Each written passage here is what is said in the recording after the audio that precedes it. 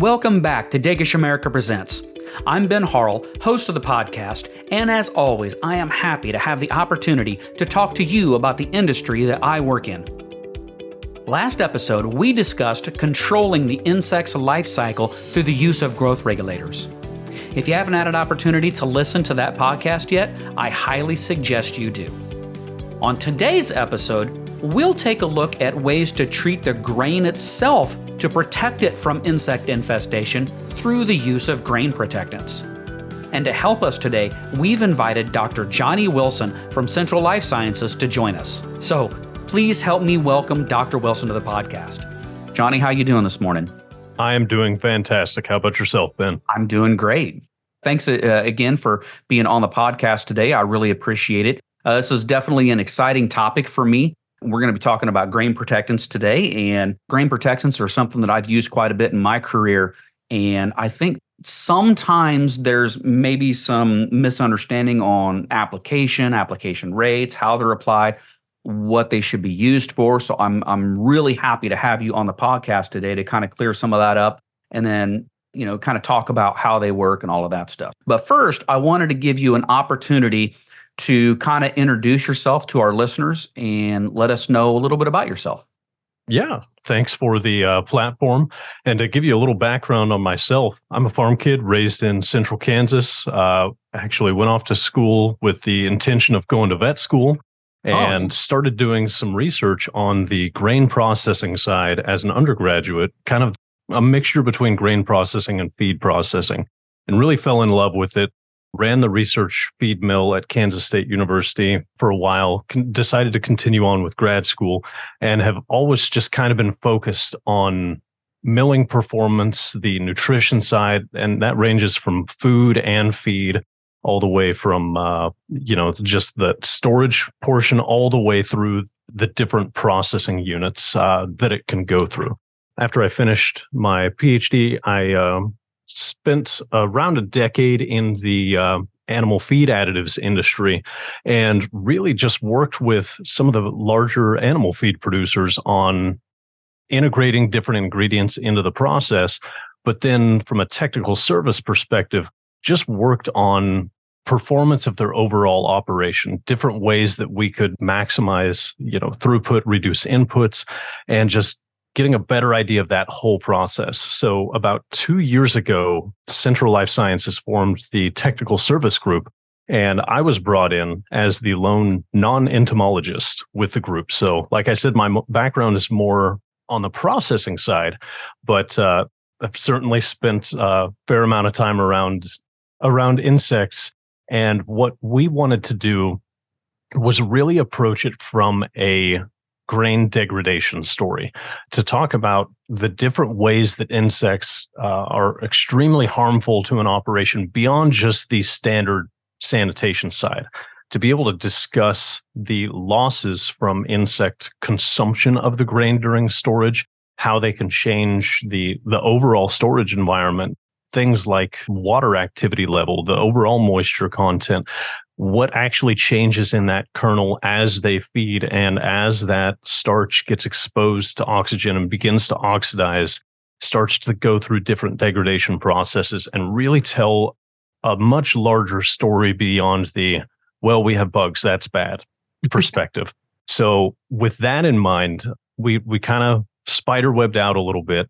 And we looked at what can we do from a research perspective, in-house, to what can we do with some third-party research site, to how do we then validate this at a commercial level, and how do those values change during scale-up, to working directly with the customers on their specific operation, because not all grain storage and grain processing facilities are created equal, and some are just more challenging environments than other ones that are prone to more insect damage, and they might require totally different inputs than other ones. But just really making a keyed-in approach to each operation that we're dealing with to develop a plan that works for them and not trying to take a universal approach to anything. So kind of through all of those different methods, and then taking what we learn from each site and looking at how we can apply it to different customers to make sure that they have the best solution for them in place. So this is really interesting. I definitely think that you bring a very valuable insight into what we do, in protecting the world's food supply. A lot of people that work in our industry come from an entomological background, so they think more about the insect than they do about the commodity that the insect actually feeds off of. And so looking at it from a nutritional perspective and how the insects will degrade the nutritional value of the commodity that we're storing. That's really interesting. So I'm definitely glad to hear that you and your team are actually doing some research on that because I definitely think that's pretty important. Yeah, and really what it boils down to, the decision makers are on so many different levels, whether it's food or feed or storage. You might have the nutritionist, where in a feed mill, their background is all in poultry nutrition, and they're focused on that live operation while still, being over the feed mill in some capacity. But there's only so many minutes and hours in the day, and how much time can they reasonably devote to this when they have a dozen other fires to put out? So Yeah. you have to put it in a sense that they can understand. And well, when we start talking about, well, the bird has a different chance to absorb these nutrients because that oxidation has occurred, that's the story that it plays to them versus the commodity purchaser, where they understand numbers on a spreadsheet. They don't look into that grain quality aspect. They just see, well, this load is 3 cents cheaper per ton. So of course that's the right way. And putting it in terms of these are the dollars and cents losses that you can see just in your storage side, but then also all of the different downstream touch points where processing occurs. That's how we make that inefficiency and roll it all up into a number package that they can easily digest. And the funny thing is, at the production side, these are not novel things that we're talking about. These are things that the production folks have known about for a very, very long time. When their machines operate differently, they notice, they pick it up over time. They can tell you when the switch has gone from old crop to new crop. They can tell you when buggy stuff has happened just by how their machinery operates. But we historically just haven't done a great job of connecting the dollars and cents of how much is that really costing you from an energy perspective, from a total shrink loss perspective, to all of these things. So it's building that financial case to help people make decisions easier. Well, yeah, and it's so important because the best thing that we can do as far as controlling insects is be preventative. We want to try to control the stored product pests before the nutritional value of that commodity starts degrading. And I think grain protectants fall into that preventive category very, very well, in my personal opinion. Like I said, I've used them quite a bit. And the best way to protect the commodity, in my opinion, is through the use of preventative measures like grain protectant. So just for the folks who may be listening who haven't had an opportunity to use grain protectants, let's just start out by kind of defining what is a grain protectant. Yeah, so I like to break them down into a few different classes. And to make it easy, I've kind of built these 3 different buckets, and I lump them into preventative, reactionary, and then full control. So something like a true preventative is going to be an insect growth regulator. And there's different types of insect growth regulators, but they essentially do the same thing, where we are adding in a synthetic compound that mimics something that the insect naturally produces. So in the case of a product like Diacon IGR, the active ingredient is S-methoprene. Well, as insects work through their life cycle, they're naturally producing methoprene to tell them, all right, it's time to advance to the next stage of life. And when, much like humans, we require specific amounts of those hormones and enzymes in our bodies to tell us to do the right thing and to function correctly, we're just overloading their system with that methoprene compound, and it sends their system into a state of shock, and they never advance into adulthood. Well, if they can't advance into the next stage of life, they can't hit that reproductive age. And so that next generation doesn't happen. And you essentially stunt the population. The saying is, it's like birth control for bugs. Right. You just never get that next generation on board. Now, where there's some disconnect on the customer side, it is going to do virtually nothing against the already established adults. They're still active. Their life cycle continues on. They're still feeding. So how much are they able to feed? Well, that's a loaded question, because what is your, overall insect loading? What's the population look like? If it's a heavy infestation already and you're adding an IGR, well, all of that existing feeding pattern and damage is going to continue, and it's going to really look like the product is doing nothing. And in fact, if you have too high of an insect loading level, they can still overwhelm whatever amount that you've put in there. If there's, sections that maybe didn't get applied as well, they can find those little pockets and start up the population again. So that's kind of where we've, from a portfolio perspective, looked at adding in additional compounds to control more. So somewhere in between the true preventative and reactionary treatment, you have something like a Dicon IGR plus. And that's where we're putting in more adulticide to take care of the adult insects and the adolescent insects. So kind of the 1-2 punch. And then you get into the truly reactionary products of, oh my gosh, we've got this huge adult insect population. I just need to get grain to market and I need no live insects. And that's where something like a Sentinel synergized really comes into play. And then you can add in some like buffer compounds like PBO8 to get more of a faster kill on those adults. In the past, those have been referred to as rescue treatments, and I hate that term. I like responsive. And the example I give, it's like, okay, you say rescue. Essentially what you're doing is driving a boat out in the ocean and you're throwing a life raft to a drowning man and then driving the boat away. Yeah, he's not drowning anymore, but all that damage has still been done. Now he's just sitting out in the ocean. We can't go back and fix the damage that's been done. And my line that I like to give in the grain industry, we are the masters of blending. That's how these storage facilities make their money at the end of the day. But you can't blend away shrink. Shrink is just gone. You'll never get that portion that the insects have consumed back. So you're right. Taking that upfront preventative approach, making sure that kill has happened before the infestation starts is always the way to go. And with that in mind, we kind of roll over to that full control cycle. And some of the newest products that we're offering have bolstered levels of the insect growth regulator, the adulticide, and the PBO8 synergist to kind of overwhelm the metabolic cycle of that insect, make sure that faster kill gets in there, make sure that there's residual levels of that IGR sticking around in case you get outside infestations. Because one thing that a lot of folks don't think about, they'll only think about infestation from one perspective, like, oh, the grain's coming in with bugs, so I just need to kill that. Well, if you've got that in storage over 9 months, what are all the different vector points? Are they getting in through the ventilation system? Are they getting in through holes and vents inside of the bin? How is that occurring? Did everything get cleaned out properly? Is there stuff left over from the last load? Even though you've taken out everything coming in, you still have this constant pressure coming in. And the same is true, like vice versa. You can't just focus on stopping everything coming in from the outside while stuff snuck in alongside the grain. And having that kind of holistic approach and doing that full control is, it's been very, very helpful when you're analyzing practices on an individual basis, because some folks have enough process controls and they do a great job housekeeping. They have great equipment. They might not need the tank. They just need that extra level of protection that an IGR can give. They have enough management practices in place that they do a great job just with that. And at the end of the day, it's all about reducing pesticides usage, which seems strange coming from someone that sells pesticides to say that.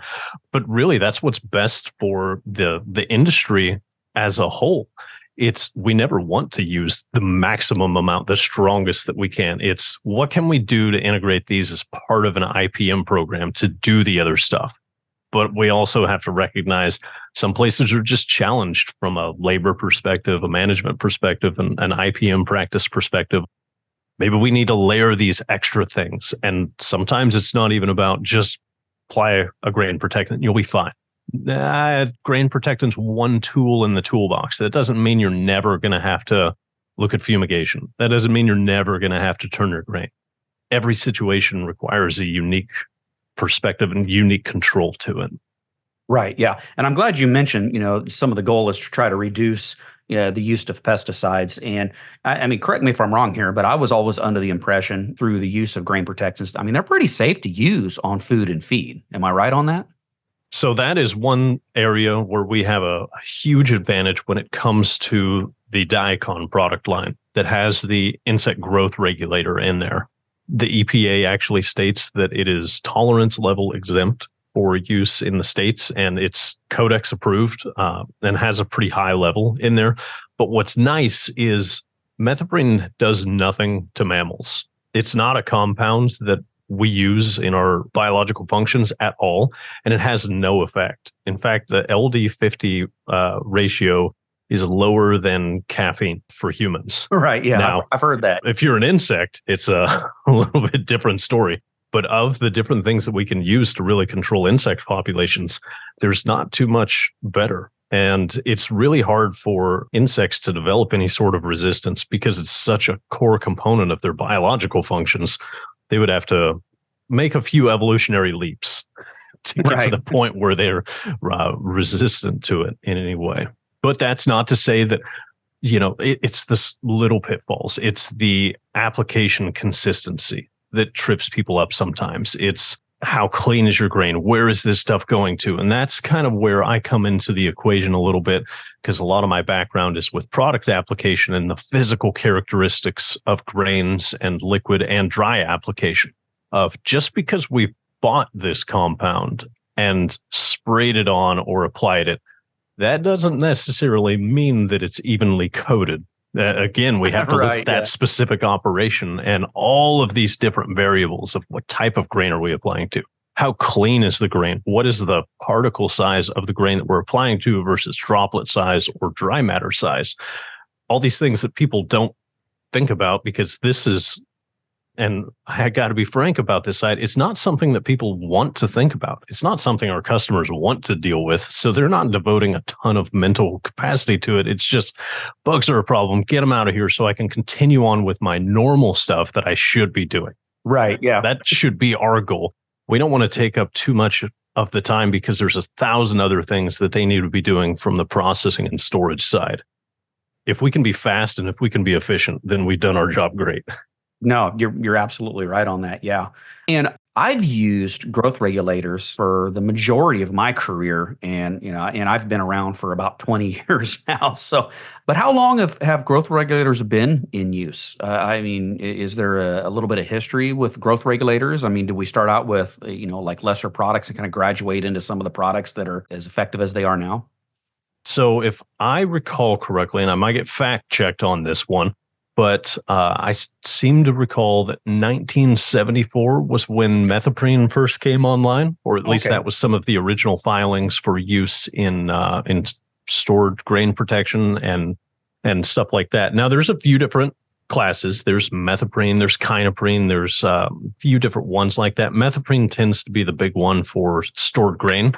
Kynoprene is actually in some of our products, more on like the greenhouse side and things like that, but essentially doing the same thing, just has a slightly different mode of action and performs a little bit better in different environments. But at the end of the day, they're all looking to do the same thing, and they've been around for quite a while and are still doing a great job. Compared to some of the other agriculture chemicals out there, they're great grandparents of the industry, really.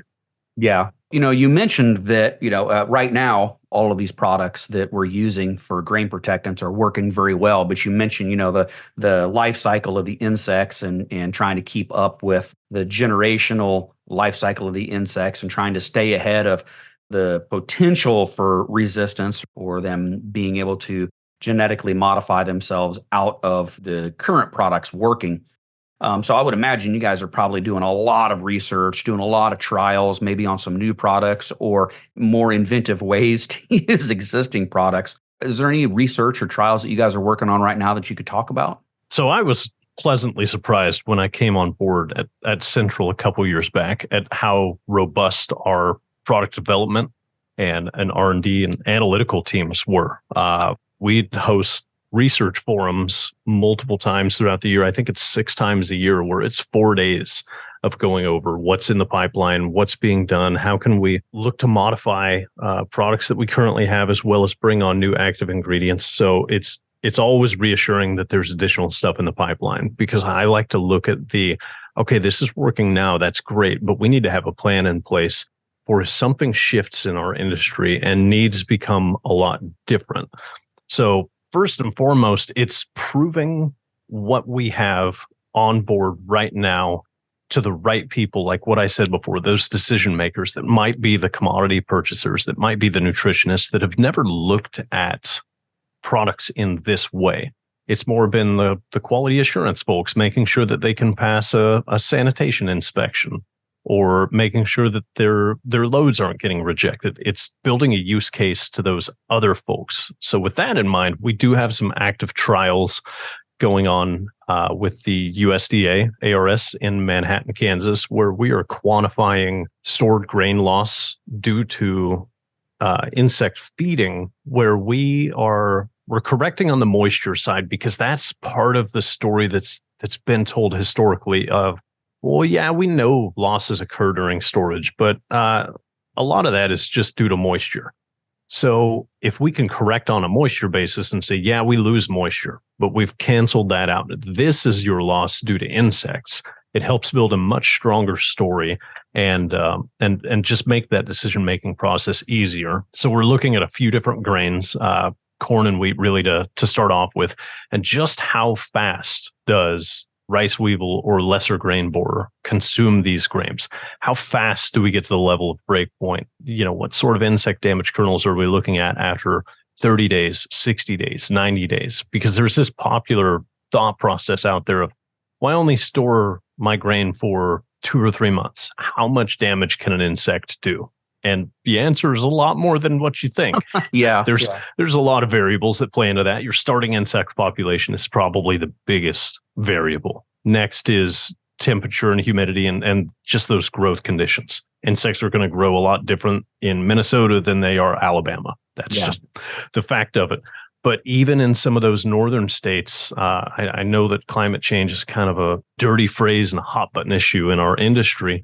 But you can't deny that there are just some years where we don't get the freeze that we have historically seen, that spring might be coming earlier and wetter than in previous years. This last year was incredibly challenging from a grain and dust mite perspective on the stored feed side. I had more calls about that issue than I'd ever seen before, going later into the fall. And with this year, it seems like the hatch just came much, much earlier. So geographic areas that had been, quote, protected by the cold longer, they seem to be experiencing a lot more issues, especially from the weevil side. And weevils are just tougher to kill than almost anything else. Yeah. More based on their life cycle than anything. They have this natural protection where they burrow into the kernel and then seal it up after them. So at that point, applying a protectant or an adulticide or a fumigant, well, they've built this armored shell around them. And you have to get your concentration so high to have an effect. And that egg that they've laid on the inside is totally protected. They're still going to consume it and emerge. And then you're rolling the dice on, can we kill it before it burrows into another one and keeps that cycle rolling? And a lot of times the answer is no. So unless you do it right up front, your options are kind of limited. So getting back to the research side, this is a 4-year process where we have multiple different studies involved. We're starting from kind of a small side, like 3-5 gallon vessels with a lot more variables. And we're testing different types of protectants and adulticides, not just our portfolio. I look at this from an industry perspective. Yeah, I might have a CLS badge on my shirt when I go to trade shows and talk to customers, but doing what's best for the industry is going to be my primary goal. And if our products aren't the right one for the right situation, that doesn't need to be what I'm pushing on folks. It needs to be what's best for them. And if there's other products out there that can perform well, then the industry at large needs to know about it. So that way we can get back to that goal of reducing pesticide usage as much as possible. Our options are just very limited with what we have. And hopefully other companies have some robust product pipelines like ours, because the list is getting shorter every day, it seems like.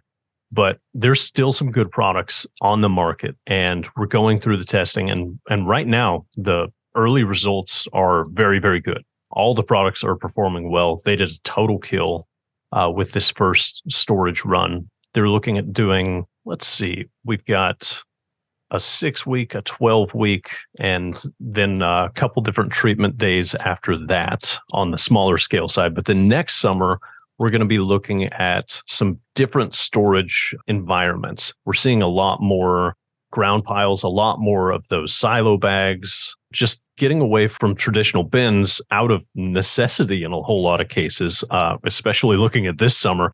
There looks to be some record harvest coming in, and I think people are pre-planning on needing to keep some of this stuff in silo bags and in ground piles. Hopefully they were able to at least lay out a crushed limestone bed and get retaining walls in place. Yeah.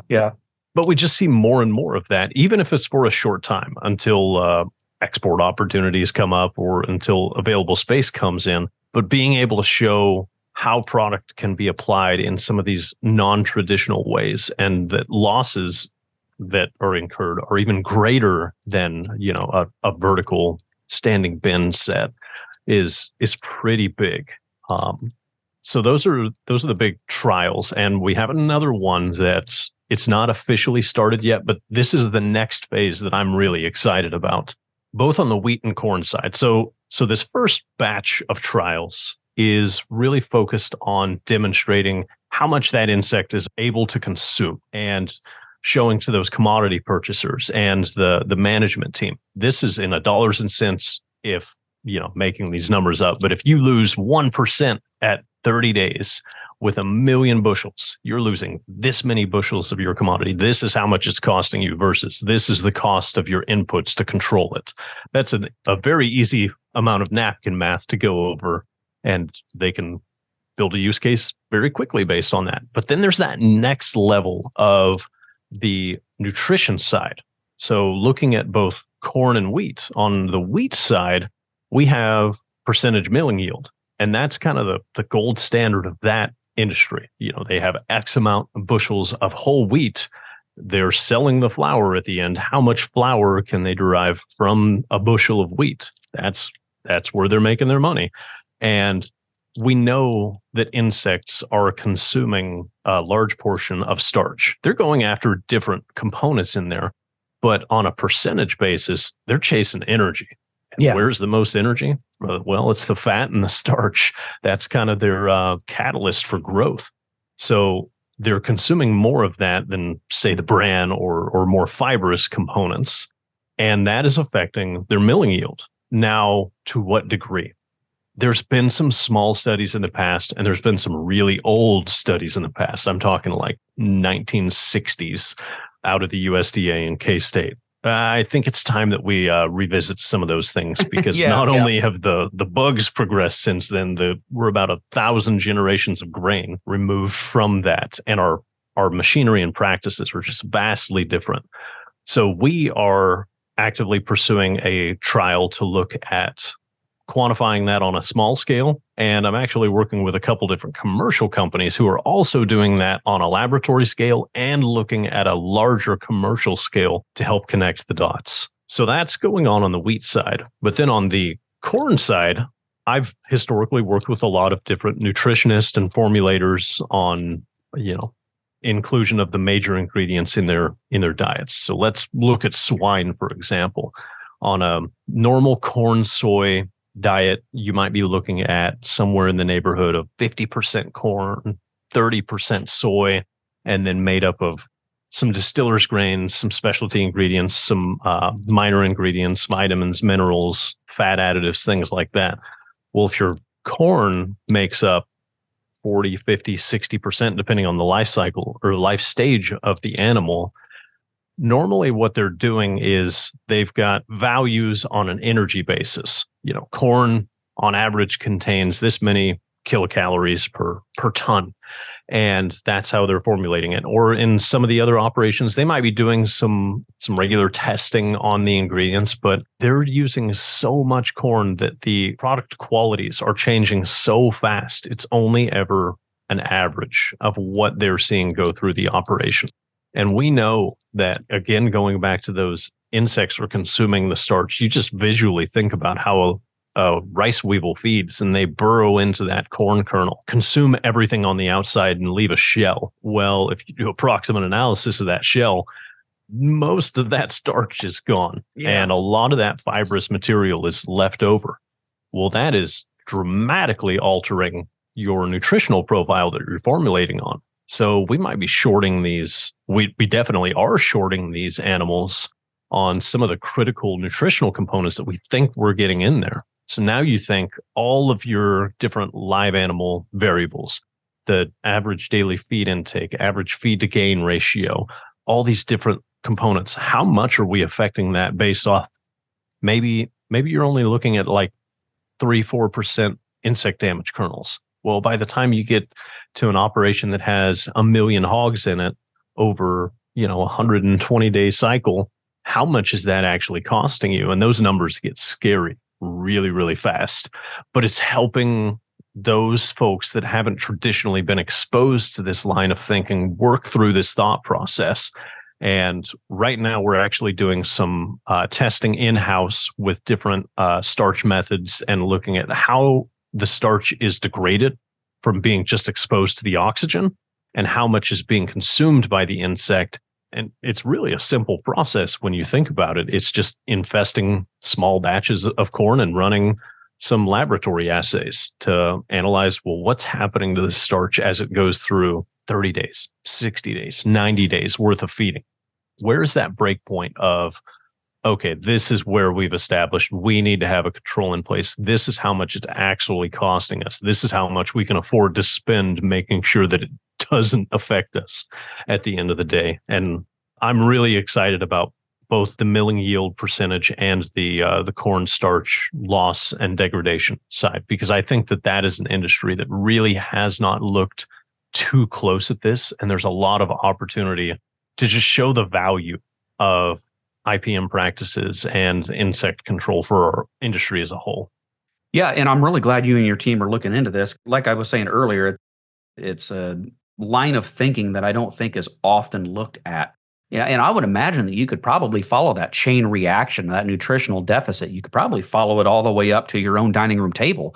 If the insects are having an effect on the feed that like hogs or swine are eating, and then the swine have some kind of nutrition deficit. When they end up on our dining room table, we are probably not getting a nutritional meal either. I mean, I could be wrong on that, but I would imagine that you could trace that all the way back up to the foods that we eat, and then also the grain that we eat as well. I mean, it's not just the feed; it's the food that we eat as well. If there's a nutritional deficit there, we're going to know it. And at the very least, you're definitely impacting prices, because if that company isn't producing near as much of that end quantity of meat, all of a sudden, it's not that like they need more excuses to increase the price of bacon. But we've just given them another one.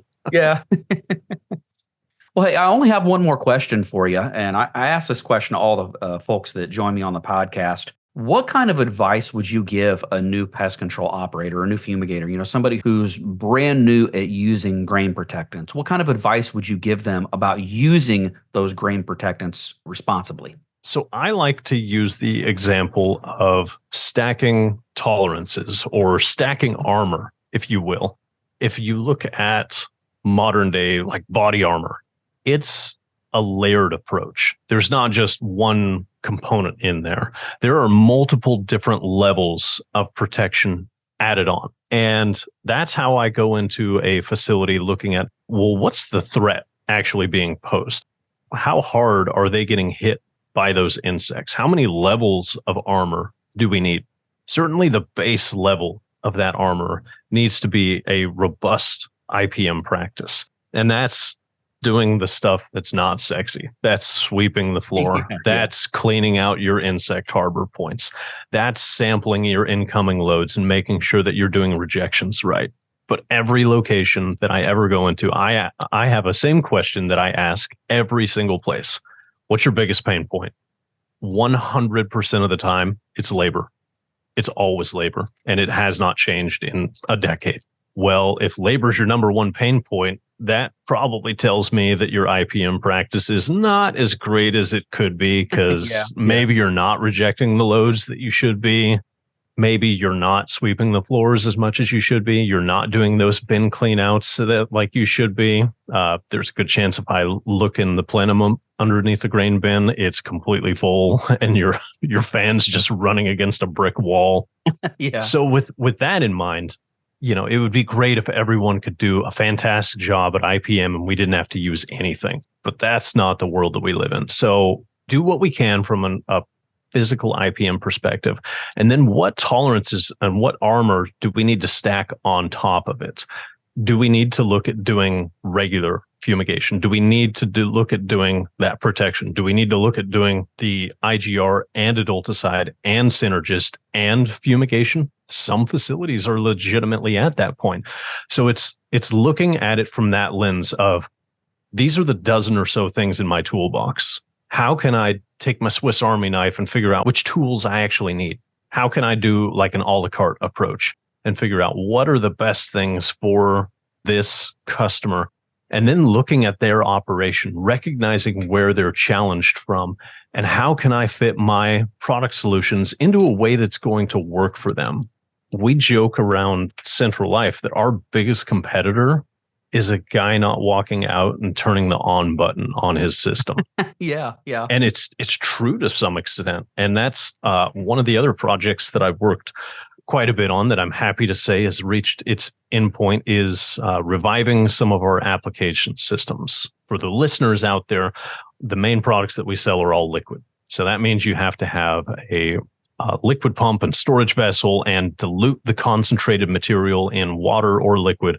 And as you can imagine, that requires someone physically going out there and doing this practice. Well, it also requires you going out and flipping an on switch. So I have just kind of looked at what different components of that can we eliminate? How can we cut out as much human error as possible? We're never going to be able to get everything, but if we can make it easier to do, the likelihood of it actually taking place goes up dramatically. So instead of doing the dilutant process yourself, instead of having to turn on a pump, instead of having to keep inventory, we've really transitioned over into doing metering pump injection systems into water lines or dust suppression lines using oil. So now we've got our concentrated product in a 30-gallon vessel being dosed in with an inline metering pump into a needle injection valve. And we've got PLC controlled actuated valves tied into the conveying system that say, okay, the conveyor's on and it's under load. It's time to turn on the water and turn on the product. It's all preset to dose the correct way. All they have to do is monitor the inventory level. And we can even have that tied into a cell phone that gives them an alert that their inventory level is low. So just making it as easy as possible. That would be my biggest recommendation to a new fumigator about, it can be cheaper to go out to Tractor Supply and buy a little pump and some PEX line and a tank, slap it on a grain conveying system and just tell them, batch this up and hit go. But it might not be the best solution for them, because if they never use it, it's not doing them any good. Yep, absolutely. Well, listen, that's all I had for you today, Johnny. I really appreciate you taking some time and answering some of these questions about grain protectants. Absolutely. I'm always happy to talk about it. All right. Well, hey, you take care. Thanks. Thanks. I want to thank Dr. Wilson for explaining to us just how grain protectants work. They are a very important option for us to consider in the fight against stored product pests. On the next and final episode of Season 5 of Dagish America Presents, we'll be talking about the future of stored product pest control.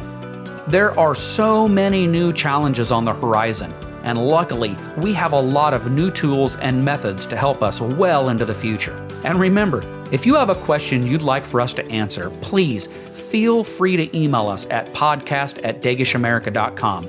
Or you can also find us on our website at dagishamerica.com or on all of the main social media outlets. Till next time, I'm Ben Harrell, and I hope you have a safe and terrific day.